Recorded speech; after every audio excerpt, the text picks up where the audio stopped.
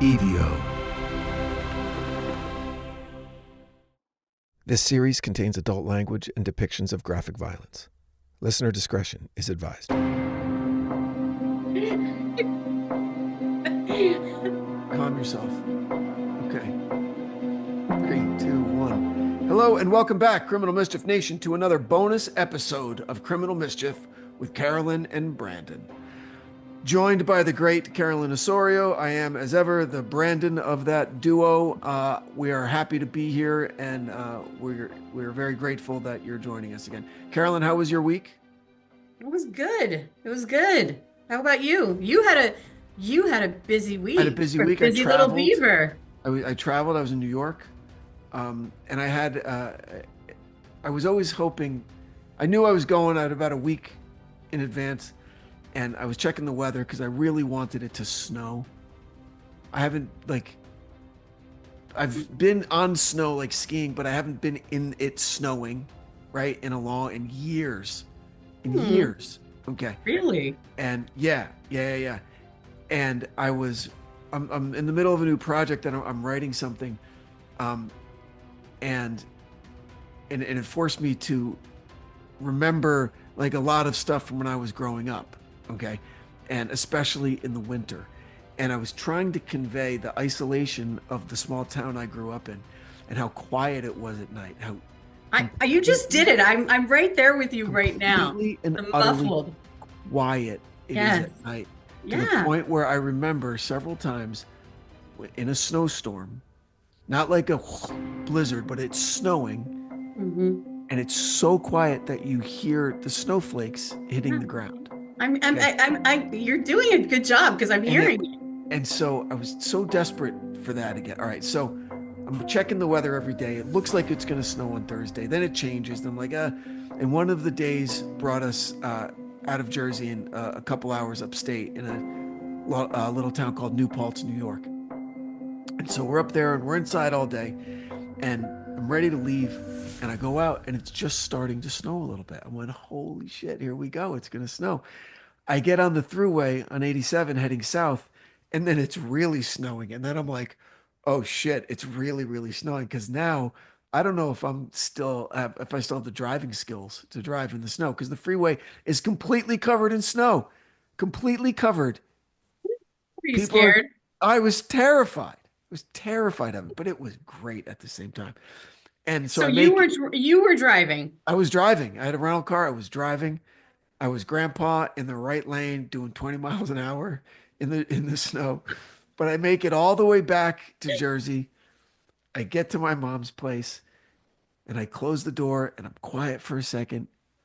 And then you hear it. I could hear the snow hitting the ground and it was perfect. It was beautiful. I had a pizza I had a fresh pizza hot in my hand. Snow falling. Oh, it was and you had your ma. And I had my mom. Nice. That's my mom nice. Yeah. So it was a great week. It was a great week. And then I don't fly great. I get all nervous when I'm flying, so that I didn't sleep a lot. And then I was jet lagged, and then I had a busy weekend with the family, which was amazing but really busy. So I'm just tired. That's all. Yeah. Long way of saying I'm tired. We're happy to have you. Good job. Thank you. Yeah, so and then there's this case. You know what? I'm so mad at you for this. I knew you were going to be mad at me. I knew it. So mad at you for this. I mean, why? Why? I don't want to laugh. I don't want to laugh. I'm not laughing. I'm not laughing. I'm laughing at you. Of all cases to be a two-parter, you screw me again at the end with a two-parter, right? Where I don't get the satisfaction of the bad guys, like getting their dicks chopped off somewhere in prison, right? Which I hope happened to every single one of them. But you tease me with like a bad tease. Like one guy went back to Iran and we're never going to see him again. All right. So he gets away with it. And then no, part two. Damn it. Mm-hmm. But anyway, I love this cop. I'm sorry, not the cop, the prosecutor. This guy's great. He should have his own show. We should talk to him about getting him his own show. Yeah. So again, a weird question. How'd you hear of this case? He talked to me about it when I interviewed him last time. And he was like, yeah, it's coming out. I was like, yeah, let's talk again. And then you were so like hot and heavy on him when I when we talked You the know, I'm man last crushing time. on the guy. I got a man crush. It's all good. I can admit Yeah. it. Okay. Yeah. Hey, I get it. So I was like, yeah, let's talk. And so anyway, this was the last chapter in his book, and it deserves a two-parter, even though I did a two-parter the previous last No, couple of weeks. But I'm like, you know what? I don't want to. It's like such a crazy story with lots of twists and turns, and so I didn't want to just like wrap it up really quickly. So. yeah. I like the two-parters. I'm kidding about this being. No, I'm not. I mean, this was. I And wish. and actually I love it because I know you're gonna be like, God damn her. And that actually makes me happy to think that That you that upset me. Thank you. Thank you. yeah. Um, Hmm. so this one came out of nowhere for me because you guys were going on and on about serial killers in the first few minutes of the episode. I thought that that's what this was going to be about. That he dealt with like what 12 or 13 serial killers, over 100 deaths and murders. You know, but then this isn't a murder. No, It's I bet that guy was probably wishing he were dead at a few times. You he know, was. That's what Matt said, that when he was lying in the desert, not knowing if he would live or die, he was electrocuted, cut up, contemplating. soaked in bleach, literally dismembered. I mean, that was uh I mean, I was thinking about describing it and how I was describing it, and I was like, why is it that when I know your reaction is going to be like, oh, you're so graphic, you're over no, no, no. describing it, you're like getting in there. But I like didn't with say that. women, like how many times are we described as like the horrible things that are done to us?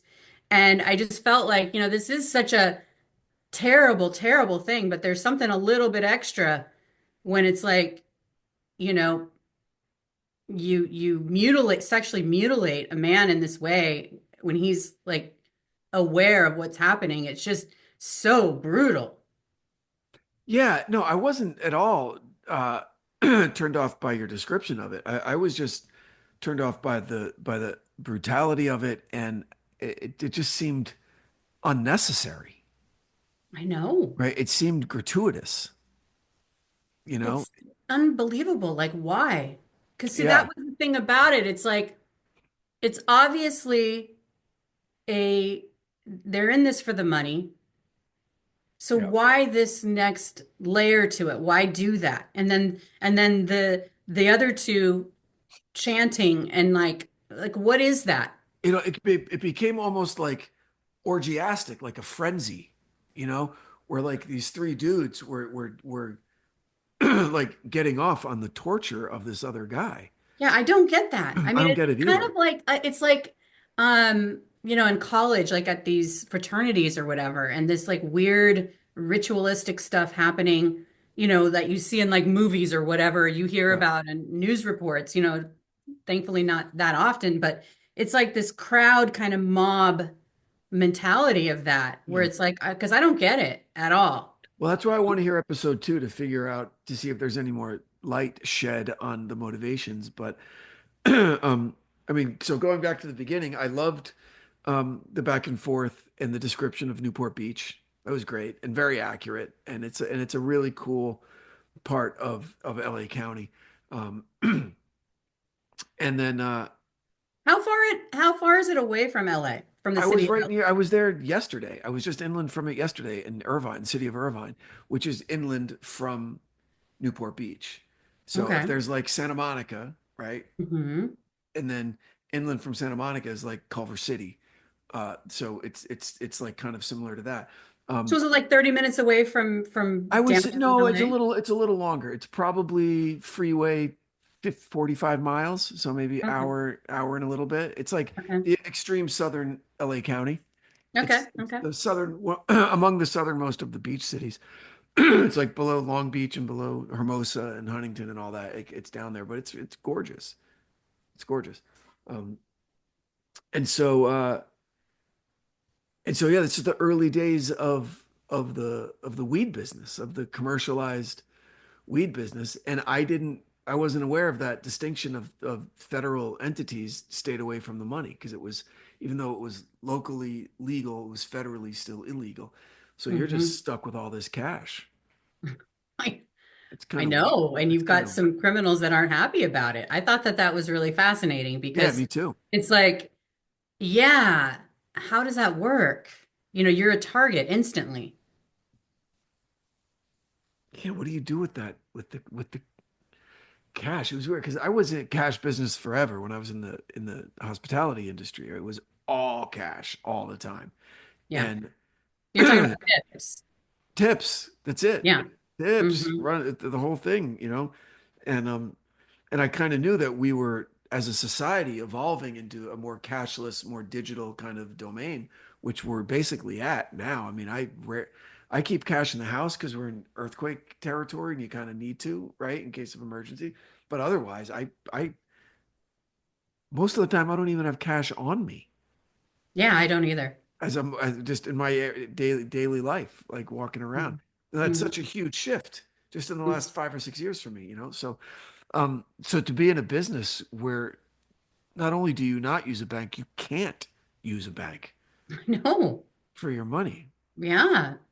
Well, You, because it's like, Roosevelt, FDIC, insured. I mean, I'm yeah, sure it's like they're it's not insured if it's not federal, if it's against federal law. yeah. So that would make sense, but then what do you do with it? And You then you're gotta, just this huge target for all these criminals who are pissed off that and I thought it was interesting about how they're doing it so well. Not only are they doing it so well, but then he also kind of explained why the weed is so potent now.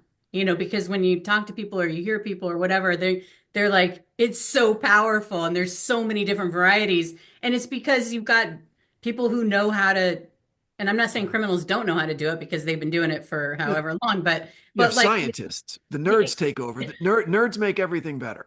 I know Right. exactly. I Yeah. know. So it's like, you not only have all this cash, but you just have it's so potent. Yeah. And I was talking to friends of mine years ago, like when I still smoked cigarettes, and there was this one kid who was always like, weed's gonna be legal one day," and I'm the doubting Thomas. I'm like, "There's no way it's ever gonna be legal. There's no way." And he go, and the urban legend back then was that Marlboro and a couple of the other big American tobacco companies already bought up like the rights, right? And like Mhm. Marlboro Green was going to be Marlboro like weed cigarettes, right? And my argument was always that it's impossible to get a consistent product, right? With like Marlboro cigarettes, they've had the same tobacco fields with the same drawing board, with the same everything for generations. You know exactly what you're getting, right? Mhm. Mhm. And what you just said with weed, there's so many different strains. It changes every time. Like every day, there's new stuff. So you can't really brand anything where you know what you're getting all the time. It's always kind of a crapshoot, like what you're getting. So, I was and I, just imagining you like on a street corner smoking a cigarette, like shooting the shit about the future. Just just debating just for no reason. it wasn't on a street corner. It was in a pool hall, first of all.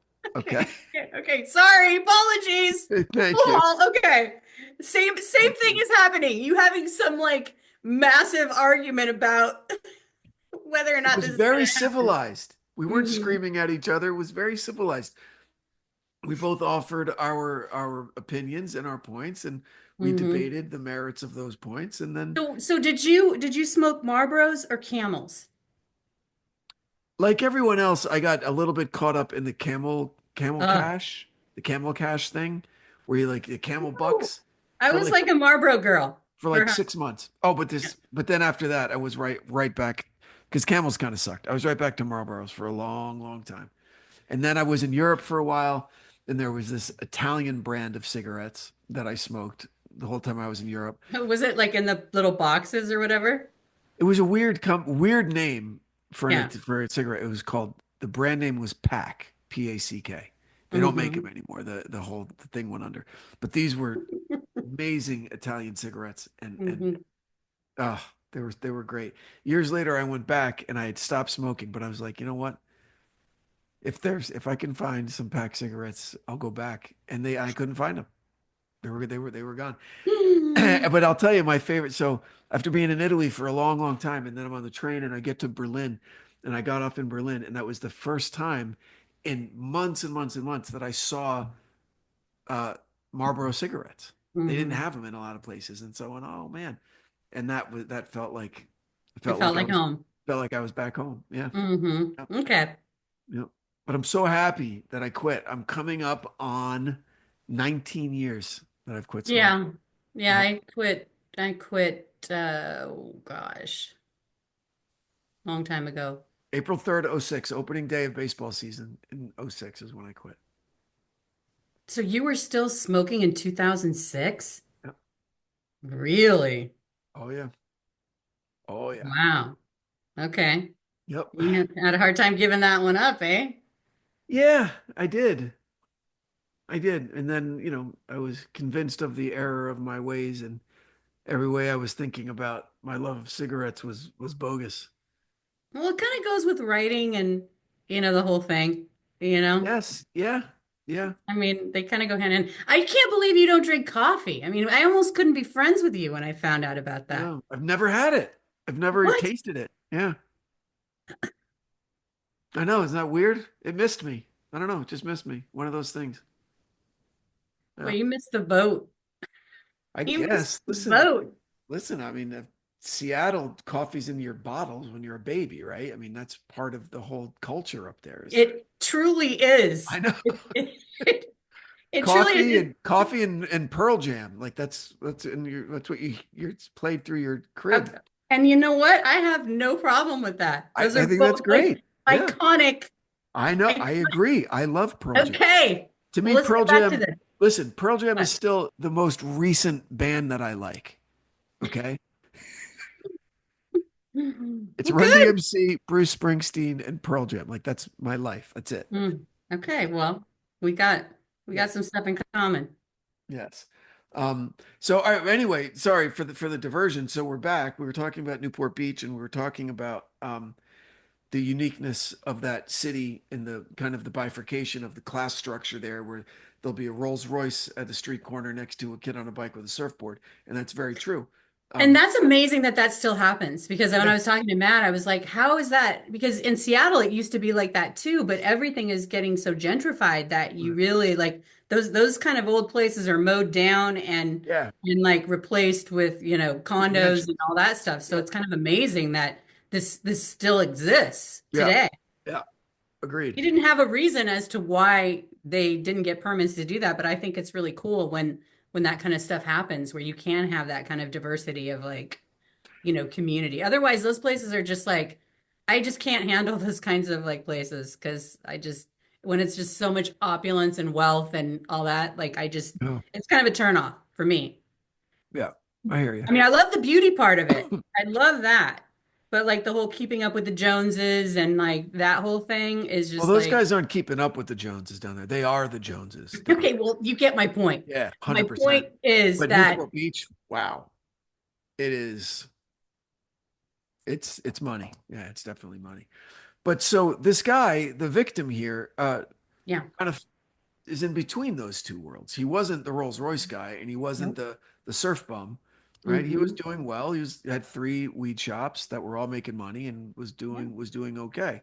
Hmm. Um, and then this unfortunate woman was there, wrong place, wrong Talk time. about wrong place, Yeah. wrong time. But what a tough person. He'd Really, probably be dead if she wasn't there. really tough person to withstand all of that, and then to have the her wits about her enough to run to the road and you know gosh, sometimes the universe smiles on you, and she happened to flag down a cop on his way to work. That's something. That's something. That's So that's amazing. I yeah, mean, that whole thing literally saved his life. I mean, yeah. she didn't even take the time to use the knife to cut off her wrist restraints. He just ran. He just went. She got her feet clear and just started booking and like running through the desert. I don't know. I'm assuming she probably didn't have shoes on, but I don't know. Yeah, But like, that's pretty amazing. yeah. And then, but so back to in the apartment, like it just happened. It happened quick, so quick. He's getting the shit beat out of him by three dudes stomping on him. Then he's zip tied up and getting tortured. And where's the $1 million? Like, I hope you figured you explain that to us. why these guys had the idea that he had $1 million in his apartment in cash. Well, I mean, I hinted at it a little bit that basically when they're like, "Hey, do you know this Kyle guy?" He's like, "Yeah." He basically wined and dined him in Las Vegas, Right. and then And he got so, to but to have a see. specific number like that, do you Yeah, think I mean, did these fucking Three Stooges just convince themselves he's got to have at least $1 million? He's got where's the million? Where the $1 million? Let's go get the $1 million. they did. He didn't have $1 million. No, of course he didn't.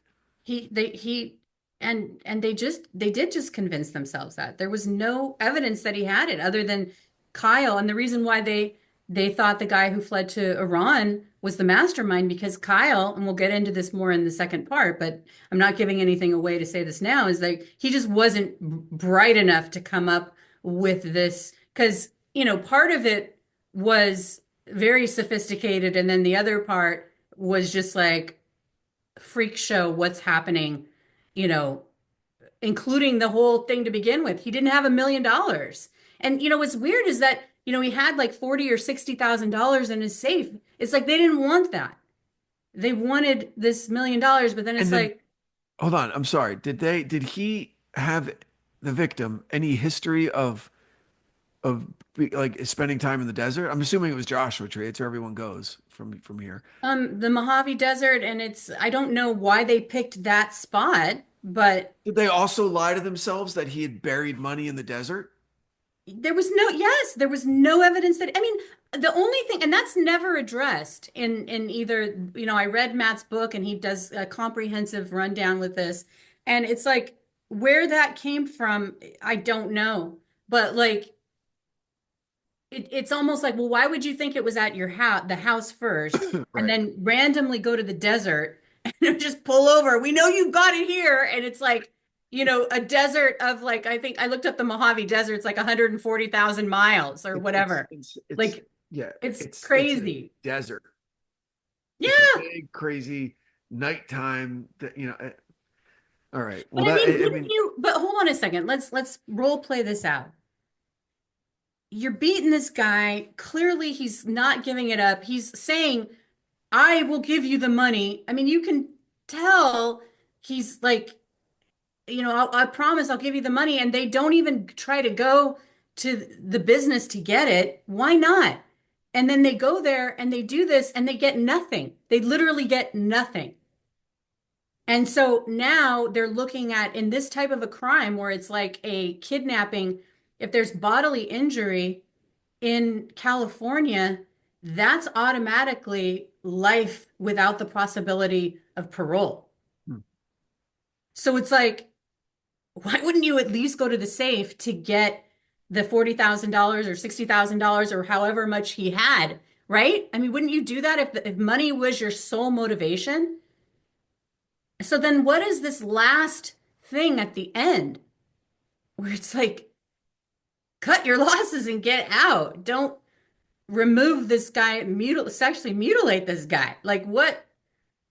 So I don't it's a know. level of rage in the attack that's honestly pretty rare, I would think. Yes. Well, that's why I brought up the serial killer part. You're absolutely right. And that's what Matt said. I've dealt with 13 serial killers and and they were, the dating game killer, Rodney Alcala, and the Golden State Killer, Yeah.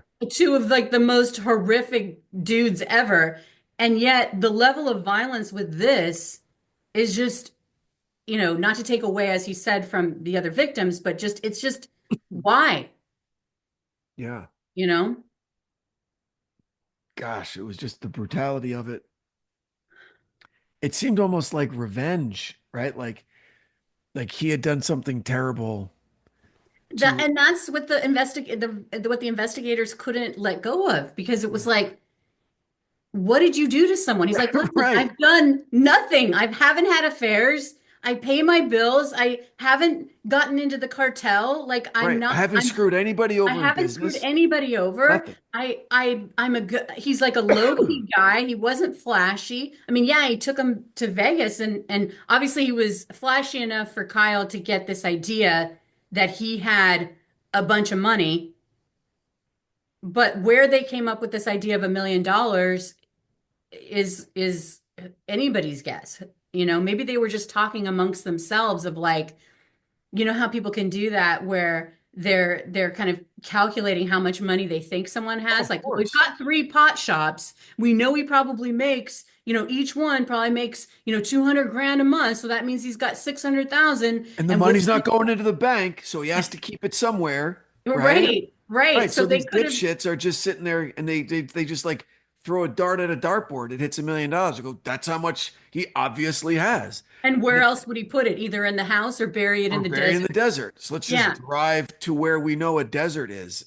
Yeah. It's But see, that's another thing too. It's like he could have been in Vegas and he could have been like, oh, they're talking about they're shop talking when they're in Vegas when he takes these weed dealers there, right? And they're yeah, like, well, dude, what are you going to do with all the money? I don't know. I'm making so much of it. I'm probably going to have to start burying it in the buried in desert. the desert Once I somewhere, get a right? million bucks, I'm going to just take it out. I mean, it could have been something as freaking random as that. And from that, this whole caper was born, you know? Gosh. Excellent, excellent use of the word caper, by the way. Mm-hmm. You should use that in your writing. I love the word caper. Mm-hmm. It's a little soft, but Mm. still it's effective. So well done. Well done. Thank you. Um, yeah, it's just hard to hear from the beginning how they just mangled this guy. Well, as you were listening to it, did you know it was coming? No, I didn't. I really, really didn't until they got the like The zip the, tie? the zip tie. They wrapped it up um because that reminded me of Fight Club, Mm-hmm. right? Where they never did it, I guess, but it was hinted at with like a rubber band where they were, that they were going to castrate, but not actually do what happened to this guy. But so then I went, oh man, they're gonna do this. And then I thought when you said they threw something to the side and they heard a thud, that's what it was, Oh, right? What was that they threw? the knife. It was the knife. Okay. Okay. Um, and so I guess I must have been focusing on just the brutality of that because when they said if you find it you can I thought that's what you get to survive. I thought that's what they were saying, like you have to go Mm-mm. find this. Okay, but find the knife. She found the knife, and okay, Yeah. so they kept it. They kept And it. and that's what it's interesting to talk with someone like Matt, who was like, they kept it so that it to make sure it wouldn't be reattached. I see. Now where's the hatred for this? Why? I mean, was it just jealousy? Was he a little too flashy in Vegas and it pissed this guy off and it's like, I'm gonna knock him down 1,000 pegs? Like what? I mean, I mean, I think there's something. I think that's what confused Lon. They didn't yeah. have really anything to, and we haven't even talked about the nosy neighbor, you No, know? but she was great, by the way. Yeah, I've got the license plate. No, but I'm saying like the brutality of this, No, like yes, yes. it would be something like that you would do to somebody who is like holding your kids hostage, right?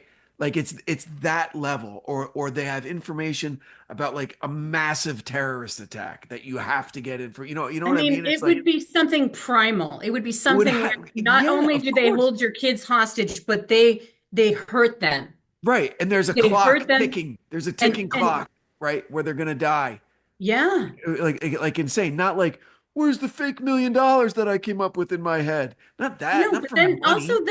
the beating. That's why I just wonder if it was just madness, like with the mariachi music blasting from the And the van fake and accents and and the all fake that shit. accents and them egging each other on. Like, so that happens. And I'm not even justifying it in any No, no, possible no. way, but like you've seen like Ugh.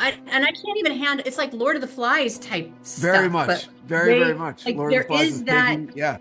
yeah, there is that kind of like human beings are like that. Good And reference. I feel Yeah. like I don't know what the answer is, but this feels like because there was no reason for it to happen, Yeah.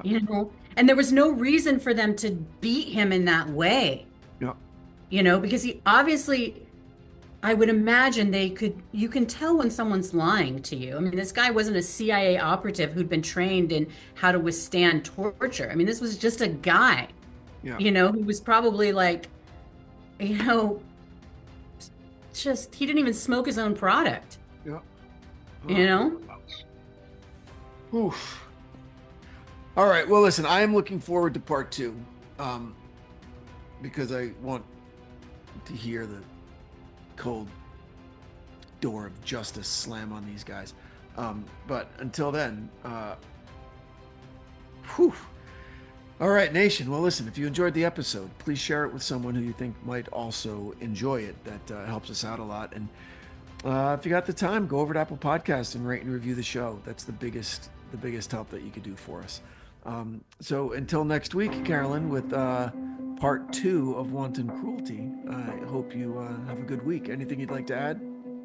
Nope. Thank you so much for listening. And remember, we're on YouTube. So We are please on YouTube. check us out and subscribe. It really helps. Thank you does. so much. Until then, stay safe, people. Take care. From Cloud 10, Criminal Mischief is a pie-in-the-sky production, recorded in the beautiful Pacific Northwest. We're produced by Brandon Morgan and myself. Music by Soundstripe. I'm Carolyn Osorio, your writer and host.